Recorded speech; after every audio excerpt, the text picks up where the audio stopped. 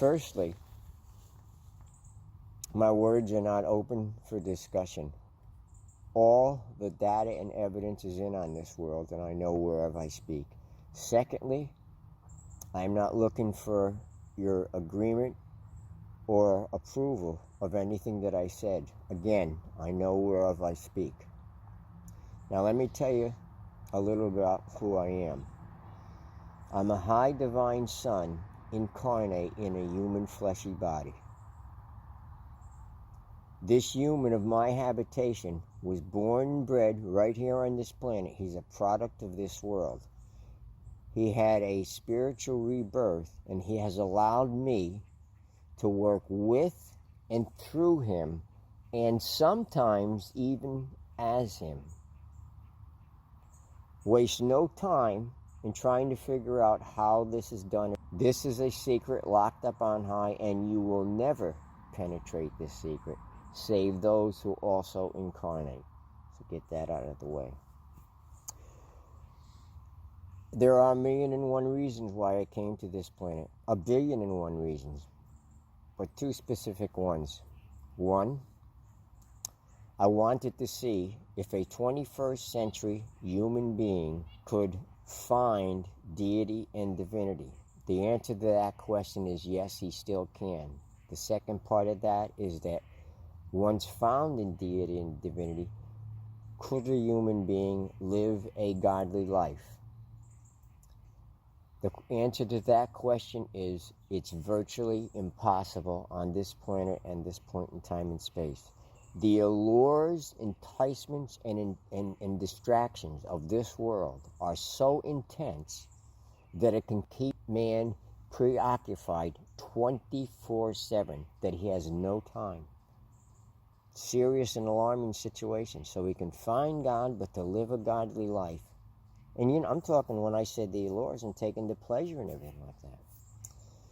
Now, the second reason, and most important reason I came here, is that the human species on this planet is about 7,000 years shy of being on the planet for almost 1,000,000 years, and you're still killing each other in the street, helping kill each other, or killing yourself between 40 and 100 years.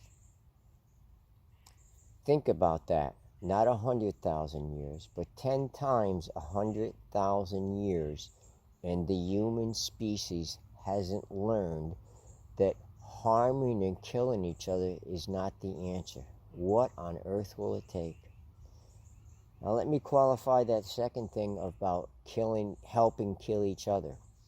If you have any association or affiliation with alcohol, tobacco, drugs, junk food, and by the way, it's all junk food, then you are assisting your fellow man in helping him kill himself, if you have any affiliation. And thirdly, you don't even need all that. Your lifestyle, humans are killing themselves between 40 and 100 years. You don't need the help by anybody else. You're doing it all yourself. Pretty serious thing. There are 3 words that we on high, from the English language, we have designated as the individual and collective consciousness of this world: backward, rebellious, and primitive. Give you some examples of primitive. The barbarous arbitrament of war to resolve differences is as primitive as day one.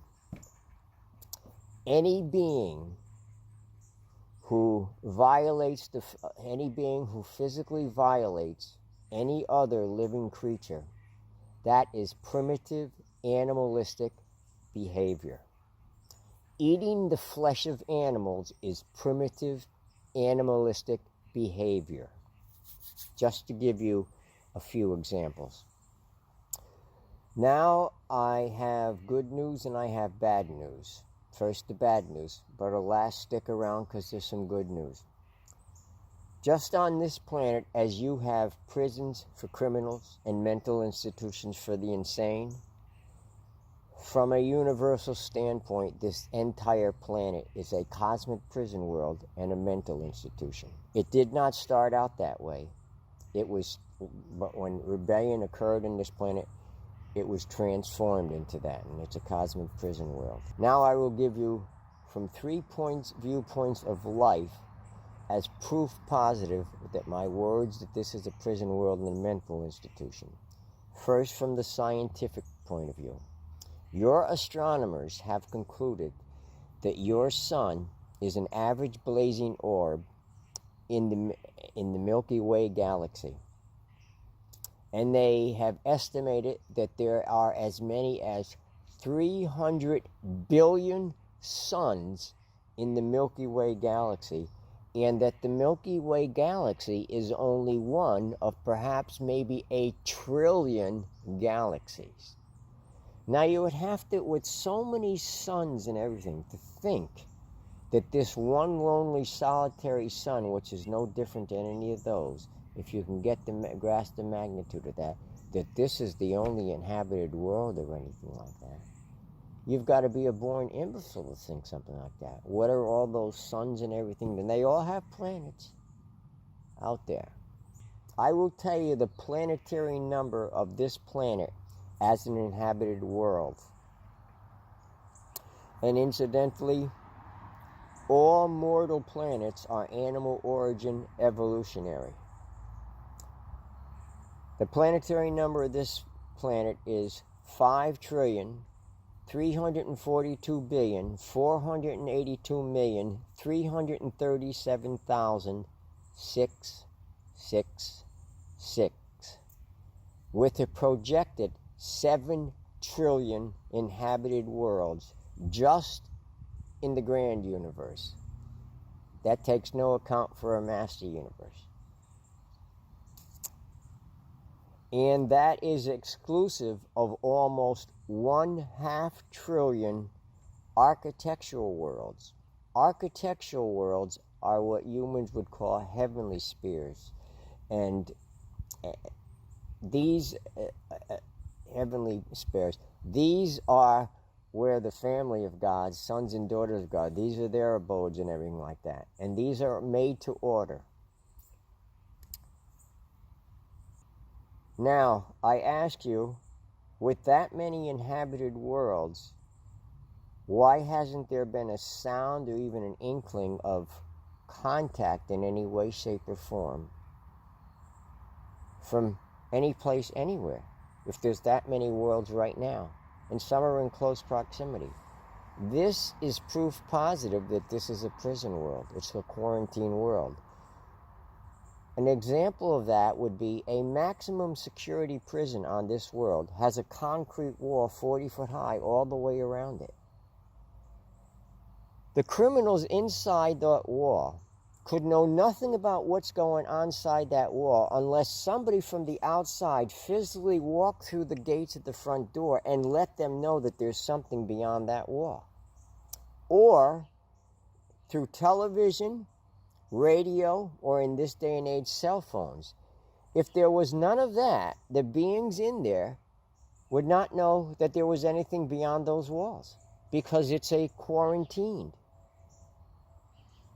That's proof positive. Man is sending all these signals, but there's no return, no messages, no nothing coming in. That's proof positive from a scientific standpoint that this is a cosmic prison world. It's a quarantine.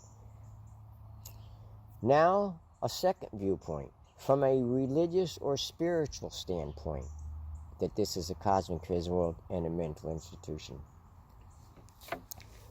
There has never been, of the billions upon billions upon billions of beings since day one on this planet who have been born, lived, and died, there has never been one being that did not attain a high degree of spirituality. And by the way, that's less than 5,000 beings in the whole history of the planet. But everyone who attained a high degree of spirituality, there has never been one that did not include that this was a cosmic prison world and a mental institution.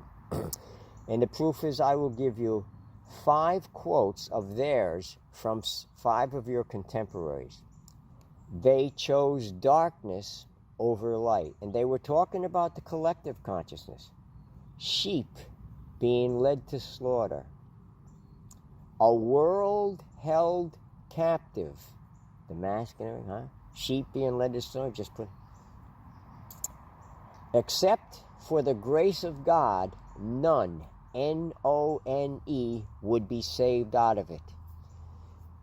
And from the God-man Jesus of Nazareth 2,000 years ago, his conclusion was, for all, A-L-L, have sinned and fallen short of the glory. Now let me qualify that word sin. In the American justice system, there are 2 types of crimes. There are misdemeanors, which are minor infractions, and there are felonies, which are more serious in crimes. That word sin, when Jesus uttered that word, means felonious. In other words, you're not just criminals, everybody's a felon. That's the second. A third standpoint, that this is a cosmic prison world.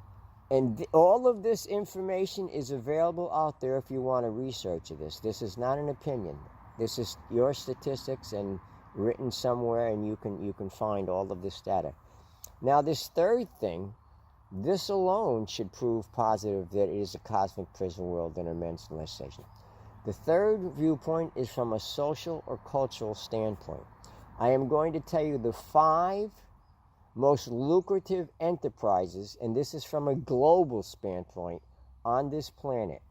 Number 1, the sale of arms, weapons of destructions. Number 1, and nothing holds a close second to that.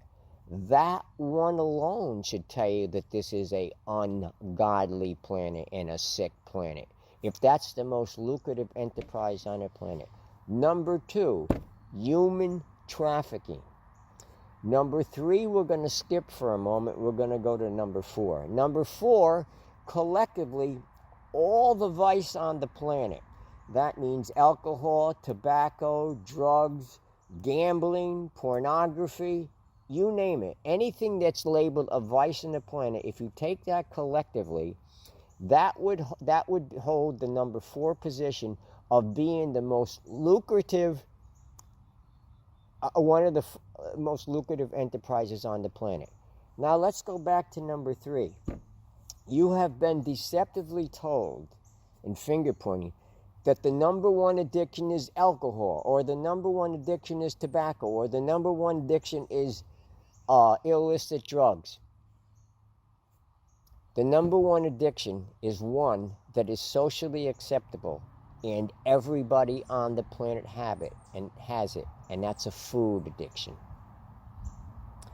Now number 5, the 5th most lucrative enterprise on the planet. It wasn't always this way, but because of the 4 things with vice and all this vice that's going on and wrong living and everything like that, quickly becoming the number 5 is the sick care industry.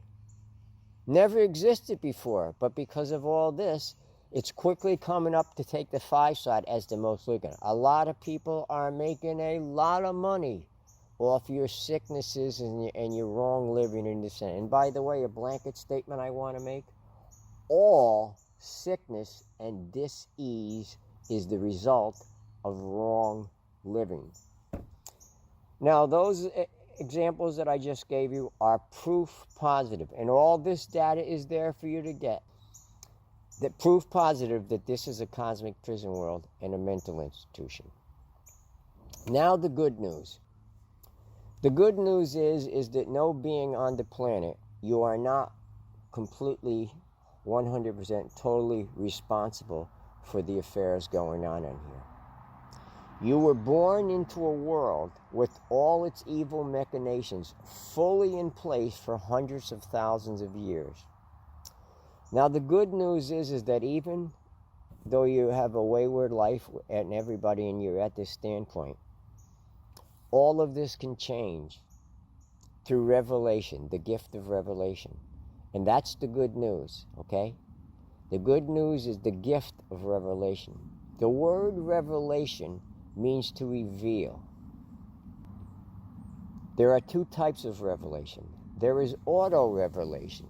Most of the beings that you have called prophets or saints or holy men, gurus, yogis from any walk of life and everything, who you thought reached a high level of attainment of spirituality, they have, and this is what auto-revelation is. It's to individual beings who sought that and seekers of truth and found that. So that's auto-revelation. And the second kind of revelation is epochal revelation. And epochal revelation is for all.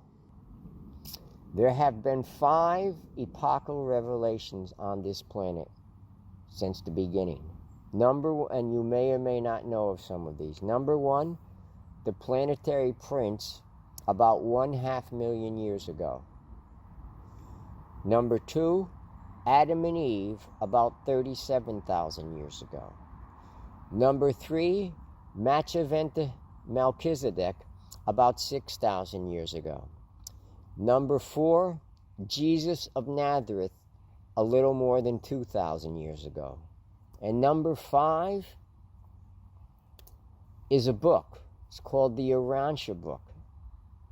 Now you ask, why a book when all the other ones were personages of some kind and everything like that? Well, the reason a book is because it's very practical.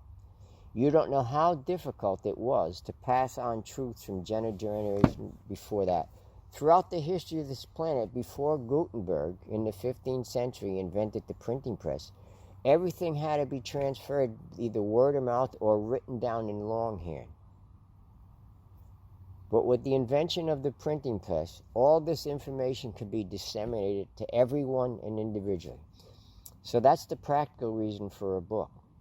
Another thing about a book is that every individual can read this book at their own level of understanding, comprehension, and at their own pace.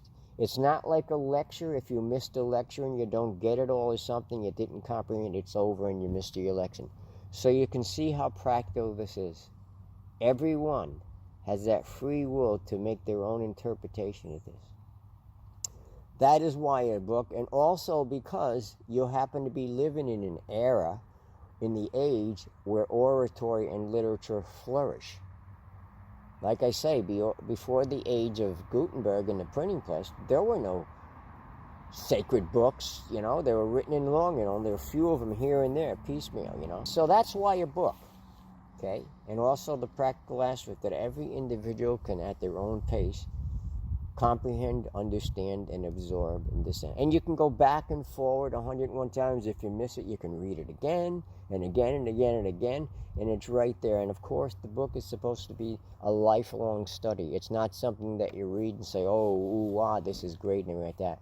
If you embrace the book, it is to be a lifelong study. Okay, and that's the good news of the gospel today, that there is salvation through this book. This book will grant you that salvation. Now, I want to tell you, like I said, there is 1,000,000,001 things, 1,000,000,001 things wrong with this planet. But there are 3 divine mandates for this world, and a mandate means it must be done if this world is going to continue on in any semblance of civility whatsoever. If you are to have salvation and everything like that, or to not self-destruct. Very important, they must be done. And only 3. We can have 1,000,001, but we'll give you only 3. Number 1, it is time to establish a one-world government under law with power, authority, and enforcement. That last one is the important thing, enforcement. There are many laws, rules, and regulations on the book, but they're not being enforced, so they're worthless. You might as not have them. The United Nations is the best global body that you have, but there is no power, authority, or enforcement in that organization. Simultaneously would establish and this world government is not to be a human government only, it is to be a human divine government. In fact, for the first time, a godly government We have allowed you to have human governments the whole history of this planet. No more. No more. Not no more because we can't wait. No more because if we don't intervene, you're going to cease to exist. You're going to self-destruct. You're at that precipice now. Simultaneously with this world government,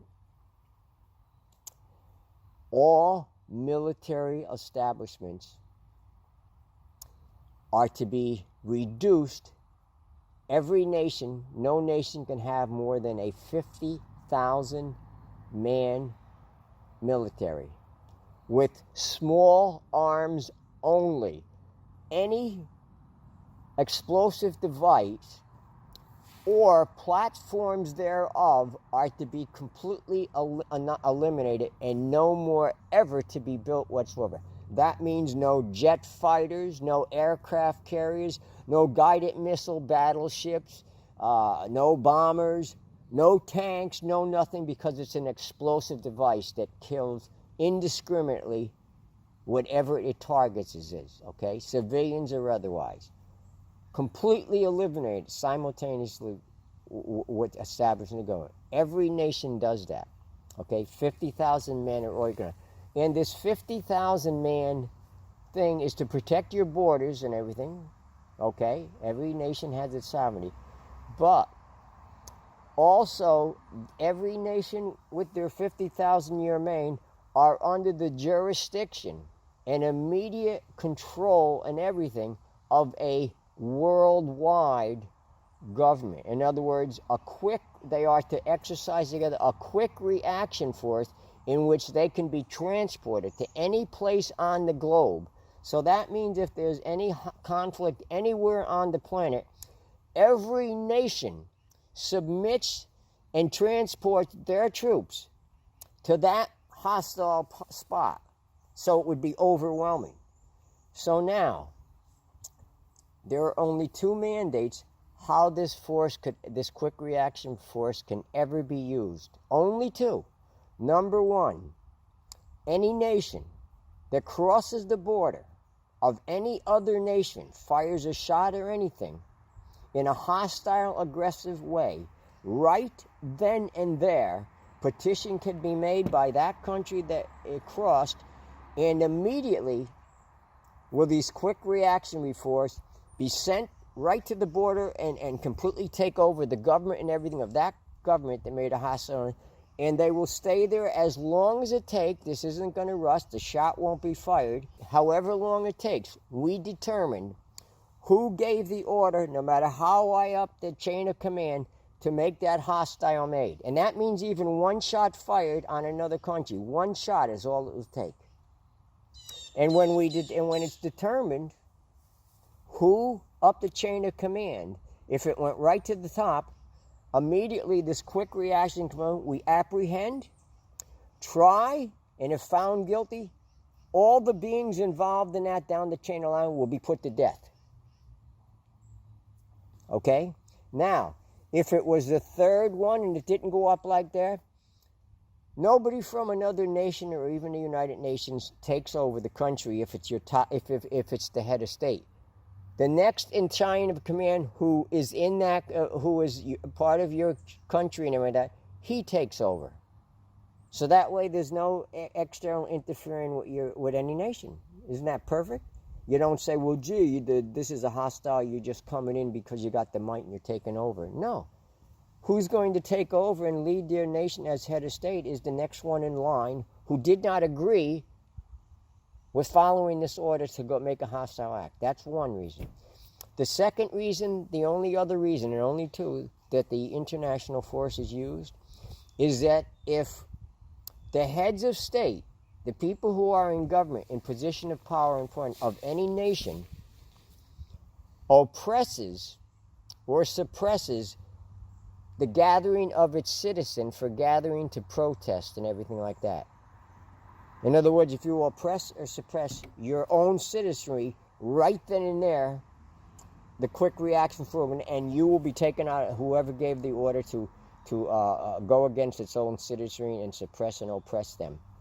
The right to petition, the right to gather peaceably and peaceably only, a protest. when the citizenry, this should be said to every head of state of any country anywhere on the planet, when the citizenry mass together in protest, it is time for those beings in a position of power and authority to listen to what they have to say and heed the demands that they want.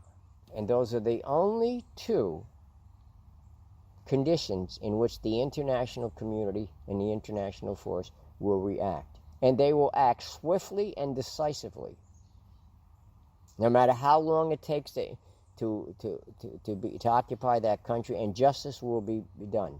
Now I ask you, if you had that kind of system of government, would any head of state anywhere on the planet, it's tantamount to suicide if you're not going to get away with it.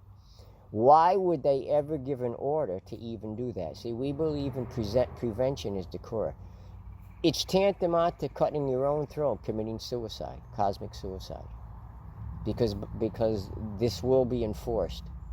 Those two, and those two only, it will be enforced. You will be tried, and you will be put to death. Not some long, drawn-out thing and everything. Make sure nobody's basics rights, and make sure there's no misinterpretation about orders. You understand it. We're going to do this precisely. It's not some quick jobbing. But if it's determined and the evidence is overwhelming, and this is down the line, the evidence is overwhelming that this is done. So I have to ask, what being in their right mind would even dare to do that if they know they're not going to get away from it, and it's tantamount to suicide? The second divine mandate, which has never been addressed on this planet, which no human civilization can enter an advanced state of civilization that does not address population control. None. Never happened, never can happen. It's not possible. The population control is not only numbers, but more importantly is the quality of the species. And let me give you just some examples of what isn't done. There are no teenage pregnancies. There are no out-of-wedlock pregnancies, okay? There's a father and a mother. If you're a single mother and you're not married, your child will be taken from you and put in a foster home. A third one